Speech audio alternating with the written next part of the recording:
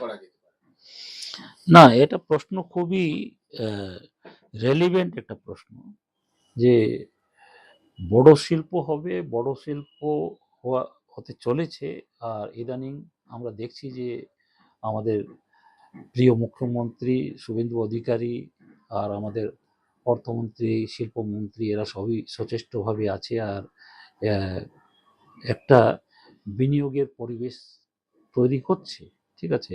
আর এর মধ্যেই আমরা দেখলাম যে লাক্স কোজির একটা উদ্বোধন হলো কিছুদিন, 600 কোটি টাকার ডানকুনিতে। তারপরে এই কিছুদিন আগে আবার যে শ্যাম স্টিল তার 15,000 কোটি টাকা দিয়ে একটা বাঁকুড়াতে একটা শিল্প ফাউন্ডেশন রাখা হলো। তারপরে আমরা আরও দেখছি যে একের পর এক মিৎসুবিশির আসছে, ঠিক আছে। তো এই যে বড় শিল্প হচ্ছে, এই বড় শিল্পর মারফতে বিনিয়োগ হচ্ছে, সেটা ভালো জিনিস, কর্মসংস্থানও তৈরি হবে। কিন্তু আমাদেরকে দেখতে হবে যে এই যে বড় শিল্প, তাতে ওটা দিয়ে যে একটা বিনিয়োগের পরিবেশ তৈরি হচ্ছে, এটা দিয়ে মানুষের আশা প্রত্যাশাটা অনেকটাই তারা উৎসাহে উমঙ্গে তারা বোধ করছে। তো তার জন্য তো আমরা বর্তমান সরকারকে নিশ্চয়ই ধন্যবাদ দেব, তাদেরকে আমরা অ্যাপ্রিসিয়েট করব। কিন্তু এই সময় আমাদেরকে এই জিনিসটা খেয়াল রাখতে হবে যে আমাদের যে ক্ষুদ্র মাঝারি শিল্প যে প্রান্তিক মানুষ সেটা নিয়ে এক একটা জেলায় লেগে আছে। তো একটা জিনিস ওর মধ্যে আছে যে আমাদের যে বাজেট 22শে জুন যেটা অ্যানাউন্স হলো, তার মধ্যে কিন্তু সরকার বলেছে যে এমএসএমই যে ইনসেনটিভগুলো তুলে নেওয়া হয়েছিল, এমএসএমইর ইনসেনটিভ আবার তাদেরকে দেওয়া হবে। ওডিওপি, ওয়ান ডিস্ট্রিক্ট ওয়ান প্রোডাক্ট, তার মানে প্রত্যেকটা জেলা ভিত্তিক যে বিভিন্ন প্রোডাক্ট আছে সেগুলোকে প্রমোট করা হবে।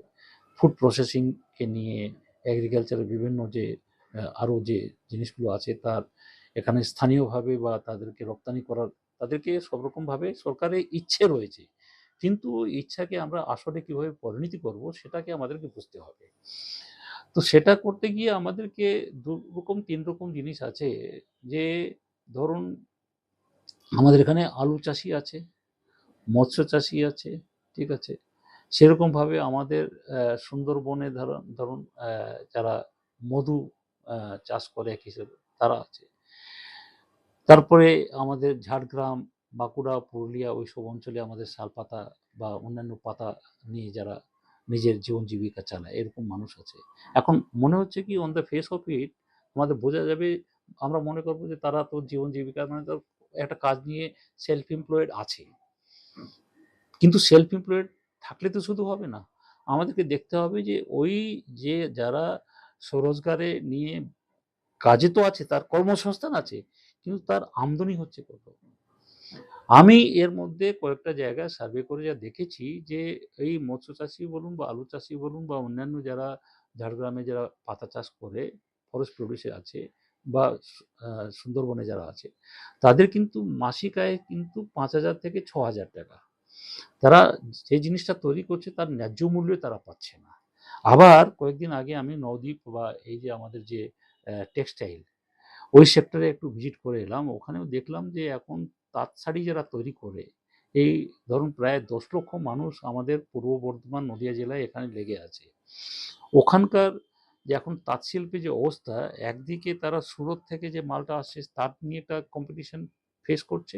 শিল্পে ওই যে সুরত থেকে যে শাড়িগুলো আছে সে এত সস্তা দামে তারা ওখানে সাপ্লাই করে দিচ্ছে, একদিকে তারা আছে, আবার অন্যদিকে বাংলাদেশ থেকেও শাড়িগুলো আসছে। ওখানে তারা কম্পিটিশনে দাঁড়াতে পারছে না। একেই তো দিনের দিন শাড়ির যে প্রচলন সেটা কমে যাচ্ছে, সালোয়ার স্যুট বা নাইটি এগুলো ব্যবহার হচ্ছে, তো তার ডিমান্ডটা একদিকে কমছে, আবার অন্যদিকে যারা ওখানকার যে হ্যান্ডলুম শাড়ি যে তৈরি করে তাদের কস্ট অফ প্রোডাকশনটা বেড়ে যাচ্ছে। ওখানে আমাদেরকে স্পেসিফিক্যালি সরকারকে বুঝতে হবে, হয়তো আমাদেরকে ওই সুতো যেটা হয় সেটা কম দামে দিতে হবে, অথবা তার মার্কেটিংয়ে কিছু একটা ব্যবস্থা নিতে হবে। গ্রামে যে শিল্পগুলো আছে তার মধ্যে তাদের জেনারেলি 3 ধরনের তাদের সমস্যা। হয়তো কিছু ফাইন্যান্সের সমস্যা আছে, সেটা আমাদেরকে শিল্পী বা অন্যান্য যে ফাইন্যান্সিং ইনস্টিটিউশনস আছে, ব্যাংকিং আছে, সেখানে কয়েকটা মানে চাষ ভিত্তিক যারা আছে সেখানে নাবার্ড আছে, ঠিক আছে। এমএসএমইর অনেকগুলো ইয়ে আছে, ন্যাশনাল স্মল ইন্ডাস্ট্রিজ কর্পোরেশন তারা আছে, কেভিআইসি আছে। এই যে ইনস্টিটিউশনসগুলো আছে, এই ইনস্টিটিউশনসদের সাথে একটু ভালো রকম আলাপ আলোচনা করে এমন একটা জিনিস তৈরি করতে হবে যে সাধারণ মানুষ, যারা প্রান্তিক মানুষ, তারা যে ছোট ছোট শিল্প, মাঝারি শিল্প নিয়ে আছে, তাদের ফাইন্যান্সের প্রবলেম, তাদের টেকনোলজিক্যাল প্রবলেম, তাদের মার্কেটিং প্রবলেম, এই তিনটা প্রবলেমকে আমাদেরকে স্টাডি করে বুঝে নিয়ে তাদের পাশে দাঁড়িয়ে, মানে এমন নাই যে দূর থেকে শুধু একটা পলিসি ঘোষণা হয়ে গেল, সেটা দিয়ে তো হবে না। আমাদেরকে ওখানে গিয়ে তাদের স্থানীয় মানুষের স্থানীয় সমস্যাটাকে বুঝতে হবে, বুঝে গিয়ে তাদেরকে প্রপার হ্যান্ডলিং করে তাদেরকে আমাদেরকে মানে ওদের পাশে দাঁড়িয়ে তাদের সমস্যাটাকে বুঝে নিয়ে তার সমস্যার সমাধান দিতে হবে, শুধু কথা বলে দিলে হবে না। আর সেটাকে আমাদেরকে মাঝে মাঝে অ্যাপ্রিজিয়েল করতে হবে যে তারা কি সত্যি কি, বা একবার বলে এলাম আর হলো না, মানে আলটিমেটলি খুব ইফেক্টিভ ওয়েতে ইমপ্লিমেন্টেশন করার দরকার আছে। সেটা যদি সরকার খুব চেষ্টা নিয়ে যদি করে, তার সাথে কিছু স্বয়ংসেবী সংস্থাগুলো, কিছু এনজিওস, যারা মানে একবারে মন দিয়ে যারা কাজ করে, এমন নাই অনেকগুলো এনজিও আছে তারা শুধু ফর দ্য নেমসেক তারা এনজিও, তা নয়। এমন এনজিও যারা খুব আত্মীয়ভাবে ওখানে গিয়ে তাদের সাথে সমস্যাটা বুঝে নিয়ে তাদের যদি সমাধান দেয়, তাহলে কিন্তু উন্নয়নের বা এই যে মানুষের যে আশা প্রত্যাশা, কেন আশা প্রত্যাশা বলতে গেলে একটা জেনারেল পারসেপশন আছে, আর একটা হচ্ছে যে স্থানীয় মানুষ তারা বোধ করছে হ্যাঁ আমরা কিছু, এই নতুন সরকার হলে আমরা কিছু বেনিফিটেড হয়ে যাচ্ছি, হবে নিশ্চয়ই, কিন্তু সরকারের কাছে তো কমিউনিকেশন দরকার। সরকারকে যদি আমরা যদি পরিষ্কারভাবে এই জিনিসগুলো যদি না বোঝাই ঠিক মতন, তার মানে সরকারের দায়িত্ব রয়েছে, আবার সাধারণ মানুষের দায়িত্ব রয়েছে, এনজিওদের দায়িত্ব রয়েছে।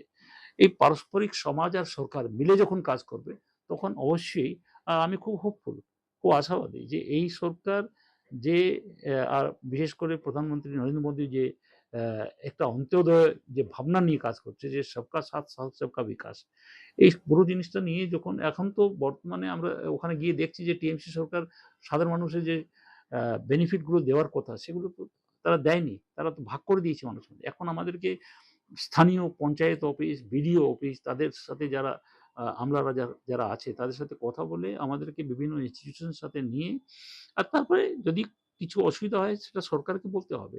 সরকার নিশ্চয়ই এই কথাগুলো শুনবে। আমাদের শিল্পমন্ত্রী তাপসদার সাথেও আমার কথা হয়েছে, আমাদের অর্থমন্ত্রী স্বপনদা আছেন, ওনার সাথেও মাঝে মাঝে কথা হয়।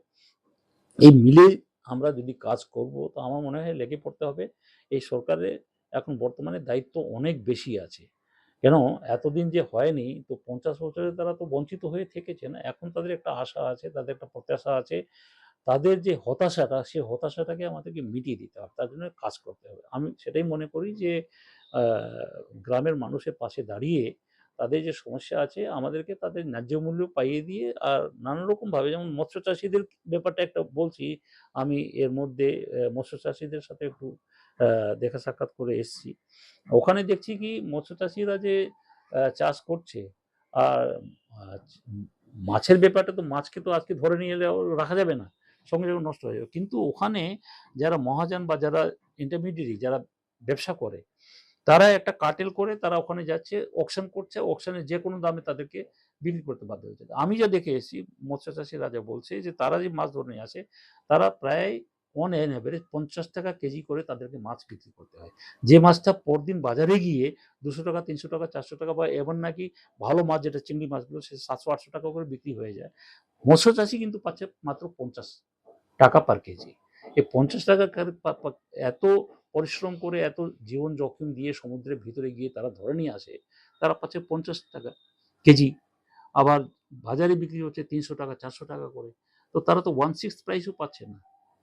তো সেখানে আমাদেরকে দেখতে হবে মৎস্য চাষী তারা অন্তত এই 50 টাকার জায়গায় তারা যদি 200 টাকা যদি পেয়ে যায়, তার জন্য স্থানীয় একটা এফপিও করে, ফার্মার্স প্রডিউসিং অর্গানাইজেশন, ওখানে একটা সমবায় ভাবে ওখানকার লোকাল এরিয়াতে আমরা যদি কোনো একটা কোল্ড স্টোরেজ বা এরকম কিছু ব্যবস্থা করে দিই স্থানীয়ভাবে, আর সেখানে ধরুন 1000 মৎস্য চাষী ধরুন একটা তটীয় এলাকায় আছে, মন্দারমণি বলুন, তাজপুর বলুন, বা ওইসব এলাকায়, তাদের জন্য যদি লোকাল স্থানীয়ভাবে যদি আমরা ওদের লজিস্টিক অ্যারেঞ্জমেন্ট যদি করে দিই, তারা যদি মাছকে ওখানে হোল্ড করতে পারে, তাহলে নিশ্চয়ই তারা 200 টাকা করে কেজি যদি বিক্রি করে দেয়, তখন তারা হবে স্বাবলম্বী। আমাদের স্বদেশীর কথাটা হচ্ছে তাকে কিরকমভাবে নিজের যে পণ্যগুলো যেটা ওরা তৈরি করছে সেটা একটা কমোডিটি হতে পারে, সেটা চাষ হতে পারে, সেটা মাছ হতে পারে, যে কোনো জিনিস হোক। যেমন সেম প্রবলেম আলু চাষিদেরও আছে। তারাও কিন্তু 2 টাকা, 3 টাকা, 4 টাকা করে তারা আলু চাষটা বিক্রি করতে বাধ্য হয়ে যাচ্ছে। তো এই আলু চাষিদের সমস্যা, মধু চাষিদের সমস্যা বা মৎস্য চাষিদের সমস্যা, এটা মেটাতে গিয়ে আমাদেরকে দেখতে হবে স্থানীয়ভাবে তাদের লজিস্টিক বা অন্যান্য স্টোরেজ বা মার্কেটিং এই সমস্ত ব্যবস্থা যদি আমরা করে দিই, অর্থাৎ তাদের ফাইন্যান্সিয়াল সমস্যা, তাদের টেকনোলজিক্যাল সমস্যা, তাদের মার্কেটিংয়ের সমস্যা যদি সমাধান করা হয়, তখন কিন্তু তাদের ডিপেন্ডেন্সি সরকারের উপরে কম হয়ে যায়। তাদের ভর্তুকি দিতে হবে না। আগামী দিনে তারা যে ন্যায্য মূল্য পাবে সেটা দিয়েই তাদের নিজের ভাতের জোগাড় করতে পারবে। অর্থাৎ ভাত আর ভাতা সরকারকে ভাত আর বেশি দিন দিতে হবে না। তারা নিজেরই ভাতের জোগাড় করে নিতে হবে, যদি তাদের যে যে কোনো তাদের শিল্প বলুন বা চাষ বলুন বা অন্য কিছু বলুন, যে জিনিস নিয়ে তারা নিজের একটা কাজে আছে, তাকে আমাদেরকে স্বাবলম্বী করতে হবে। স্বাবলম্বী হয়ে গেলে তাদের স্বাভিমান তারা ফিরিয়ে আনতে পারবে। এই 3টা জিনিস আছে। নিজের দেশীয় জিনিস অর্থাৎ দেশি, স্বদেশি এইগুলোকে মিলিয়ে তারা যদি স্বাবলম্বী হয়ে যায়, তাহলে তাদের স্বাভিমানটা এসে যাবে। এই সরকারের কাছ থেকে এটাই আমাদের একটা কামনা, যে এই দেশি স্বদেশি যে পণ্যগুলো বা যে যে কোনো তাদের জিনিস আছে, সে চাষভিত্তিক হোক বা শিল্পভিত্তিক হোক, সেটা তারা যদি ন্যায্য মূল্য পায়, তাহলে তারা স্বাবলম্বী হবে আর স্বাভিমানী হতে পারবে। এইটুকু আমার মনে হয়।